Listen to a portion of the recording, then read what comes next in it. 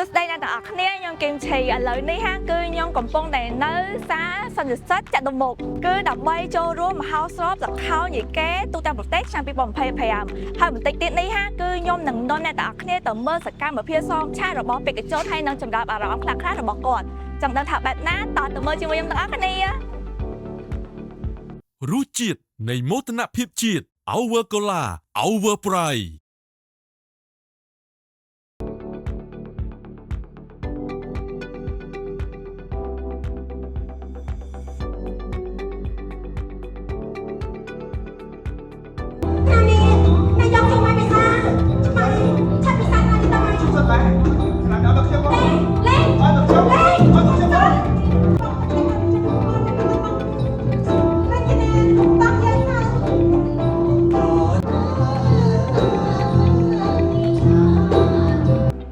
ឈ្មោះសមាលី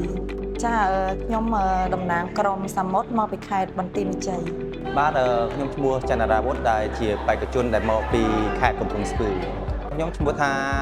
ខ្ញុំស្រឡាញ់វប្បធម៌នៃសសចកខេត្តកំពង់ស្ពឺខ្ញុំឈ្មោះជីវ័នឈ្មោះក្រុមសិល្បៈយុវជនចំនួនថ្មីចំបក់កោងដែលមកពីខេត្តស្វាយរៀងបាទខ្ញុំឈ្មោះថងឌីក្រុមខ្ញុំឈ្មោះក្រុមរស្មីអូក្រសាសង្កាត់កែបក្រុងកែបចាពេលនេះមានអារម្មណ៍ថា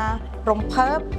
ហើយនឹងភ័យដែរដោយសារថាវគ្គនេះគឺជាវគ្គផ្ដាច់ព្រាត់អញ្ចឹងហើយយើងមិនដឹងថាក្រុមយើងឬក៏បេក្ខជនដទៃទៀតដែលគាត់នឹងទទួលបានជ័យលាភីល្អប៉ុន្តែយ៉ាងណាក៏នៅតែមានអារម្មណ៍សប្បាយរីករាយមានមោទនភាពដែលយើងឈានមកចូលមកកាន់ដល់វគ្គនេះ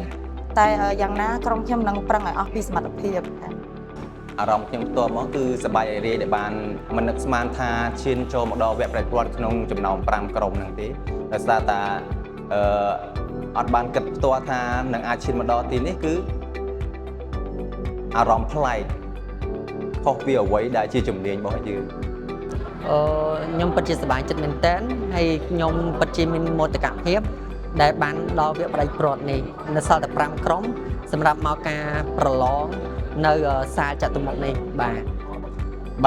ខ្ញុំមានចំណាប់អារម្មណ៍សប្បាយចិត្តទី1ដោយសារក្រសួងគាត់បានខិតខំបង្កើតកម្មវិធីនេះឡើងដើម្បីឲ្យកូនខ្មែរជំនាន់ក្រោយគាត់បានយល់ដឹងអំពីសិល្បៈយីកេដែលជាសិល្បៈមួយដ៏កម្រសម្រាប់វប្បធម៌ជាតិយើងការត្រៀមគឺយើងមានការហាត់សមជុំគ្នាជារៀងរាល់ថ្ងៃហើយយើងត្រៀម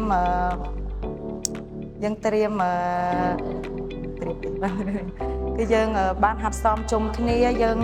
និយាយទៅយើងក្រៀបចំទាំងសម្លៀកបំពាក់ទាំងក្រុមការងារយើងទាំងអស់គឺយើងបានត្រៀមគ្រប់បែបយ៉ាង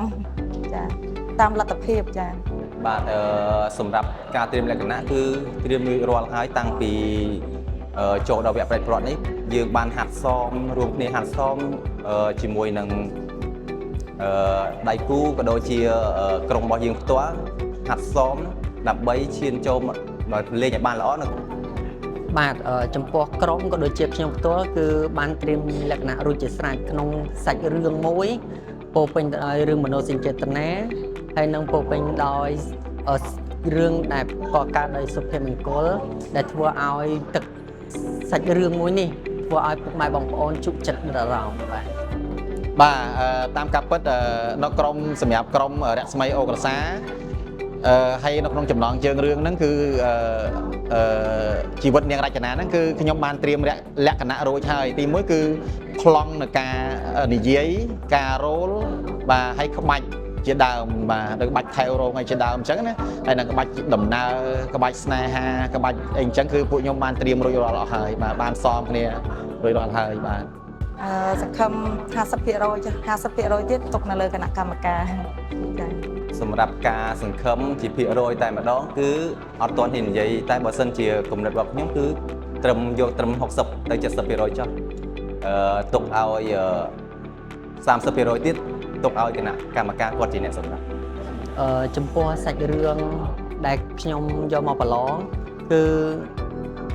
100% ប៉ុន្តែស៊ីសងលើគណៈកម្មការគាត់ដាក់បន្ទូលគាត់ថានេះជាទឹកចិត្តរបស់ពួកខ្ញុំដែលខំប្រឹងហាត់សមយីគេគឺខ្ញុំមានទំនុកចិត្តលើក្រុមហ៊ុនឯង 100% ក្នុងការ ទទួលបាននៅវគ្គផ្ដាច់ព្រាត់ តាមការពិតទៅទីបើយើងនិយាយទៅសង្ឃឹមនិយាយរួមសង្ឃឹមបាន 50% ទេបាទប៉ុន្តែខេត្តការស្រឡាញ់ការចូលចិត្តអញ្ចឹងចង់និយាយថាគឺយើងខំប្រឹងប្រែងទាំងអស់គ្នាបាទអត់តូចចិត្តទេបើសិនតែយើងទោះបីយើងមិនជាប់ក្តីក៏យើងអត់បើយើងមិនជាប់ក្តីក៏យើងអត់តូចចិត្តដែរគឺយើងបានមកបញ្ចេញសមត្ថភាពសម្រាប់បថោនិយាយគេមួយដល់កម្រនេះគឺយើងបើទោះបីធ្លាក់ក៏យើងអត់តូចចិត្តដែរយើងសប្បាយចិត្តបាទ ចាអ្នកនរគ្នាកុំភ្លេចចូលរួមគាំទ្រមហោស្រពល្ខោនយីកេទូទាំងប្រទេសឆ្នាំ2025ផងចាប់ពីថ្ងៃទី20រហូតដល់ថ្ងៃទី23ខែវិច្ឆិកាយើងនេះតទៅបាយ